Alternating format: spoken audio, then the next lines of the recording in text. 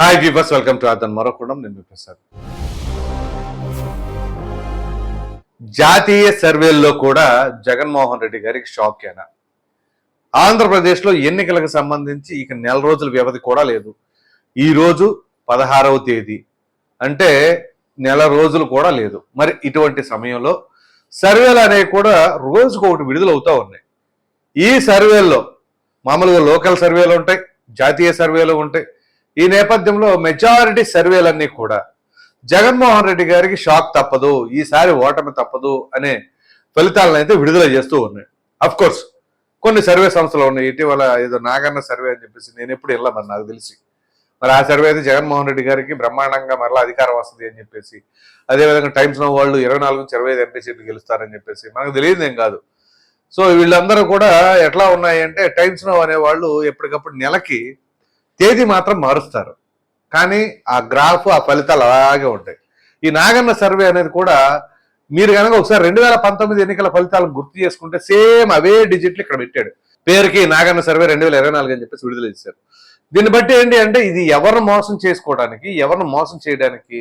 ఇప్పుడు ఉదాహరణకి ప్రజలకు ఏమైనా సరే మభ్య పెడదాము అనుకుంటే ప్రజలు అంత ఆషామాషిగా ఏం లేరు. ఒకటి లేదు, అంతా బాగానే ఉంది, వీళ్ళు నచ్చ చెప్పుకోవాలి. సో ఆ విధంగా కొన్ని సర్వేలను తెప్పించుకొని పాజిటివ్గా ఉంది అని చెప్పేసి అనుకుంటే అది ఎంతవరకు వాస్తవం. ఎందుకంటే నాకు చాలా సర్వే సంస్థలతో వాళ్ళతో కూడా పరిచయాలు ఉన్నాయి. వాళ్ళ సర్వేలు ఎలా చేస్తున్నారు, వాళ్ళ ఫలితాలు ఏంటి, ఆ నెంబర్లు ఎలా వస్తున్నాయి ఏంటి అనేది కూడా తెలుసు. సో ఈ నేపథ్యంలో ఒకవేళ కావాలని ఇట్లాంటి పాజిటివ్ వైబ్రేషన్ ఉంది వైసీపీ పట్ల అనేది ప్రజలపైన రుద్దాలి అనే ఉద్దేశంలో ఉన్నారో ఏమో, కానీ మరి ఇన్ని జరుగుతా ఉన్న జాతీయ సర్వేలు మాత్రం అంత సామాన్యంగా ఉండవు కదా. ఇప్పుడు లోకల్ సర్వే సంస్థలు అంటే ఏదో కావాలనో మభ్యపెట్టడం, వాళ్ళకి ఏదో ఒక ఆశ చూపు ప్రలోభాలకు గురి చేశారనుకోవచ్చు. కానీ జాతీయ సర్వే సంస్థలు అట్లా ఉండవు. ఖచ్చితంగా వాళ్ళ యొక్క విధానం ఉంటుంది, వాళ్ళ శాంపిల్స్ ఉంటాయి. ఎందుకంటే వాళ్ళు ఆంధ్రప్రదేశ్ ఒక్కదానికే చేయరు, ఆ దేశంలో ఉన్న అన్ని రాష్ట్రాలకి చేస్తూ ఉంటారు. ఆ నేపథ్యంలో ఆంధ్రప్రదేశ్కి సంబంధించి ఎన్నికలు వచ్చిన సమయంలో ఆంధ్రప్రదేశ్ రాష్ట్రానికి సంబంధించిన సర్వేలు కూడా విడుదల చేస్తూ ఉంటారు.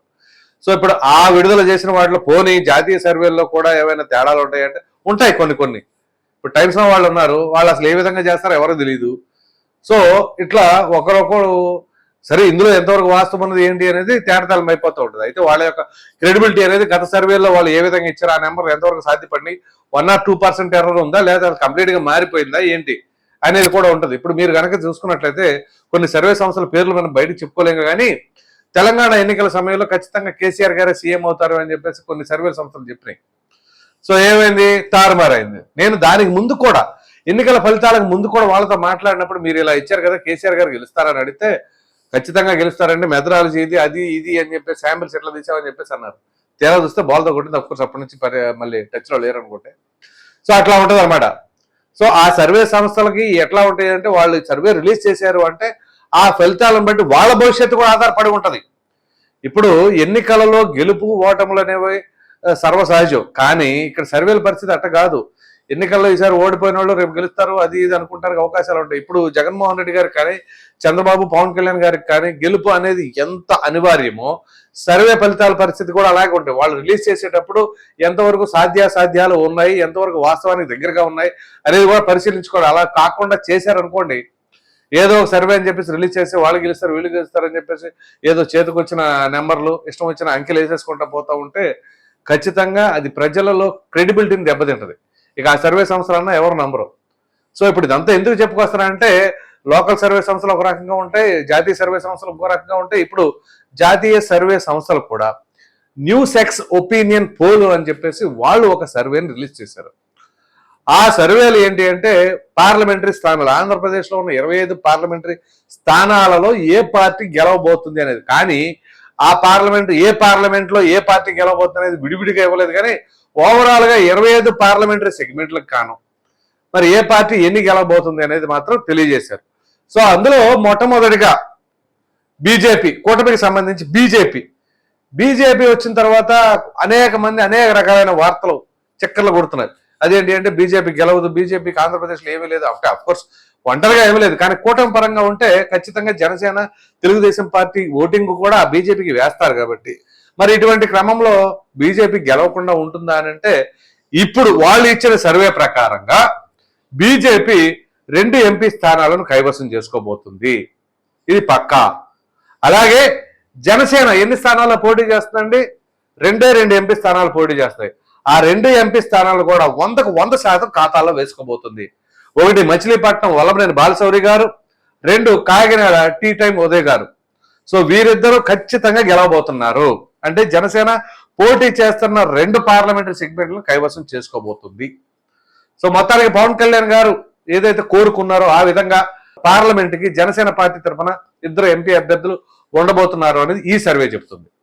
ఇక దాని తర్వాత తెలుగుదేశం పార్టీ మొత్తం మీద 14 స్థానాలను కైవసం చేసుకోబోతుంది.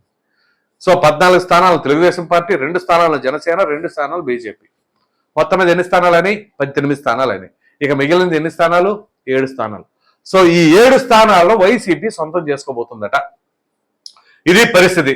సో మొత్తం మీద ఇక్కడ కనుక మనం చూసుకుంటే 25 సీట్లకు గాను కూటమికి 14 + 2 + 2 18 సీట్లు, వైసీపీకి 7 స్థానాలు మాత్రం పరిమితం అవుతుంది. ఇది ఓవరాల్ గా నెంబర్ అయితే. సో మొత్తం మీద ఇప్పుడు జాతీయ సర్వే సంస్థలు కూడా ఖచ్చితంగా జగన్మోహన్ రెడ్డి గారికి భంగపాటు తప్పదు అనేటట్లుగా ఆ యొక్క ఫలితాలు అయితే ఉన్నాయి.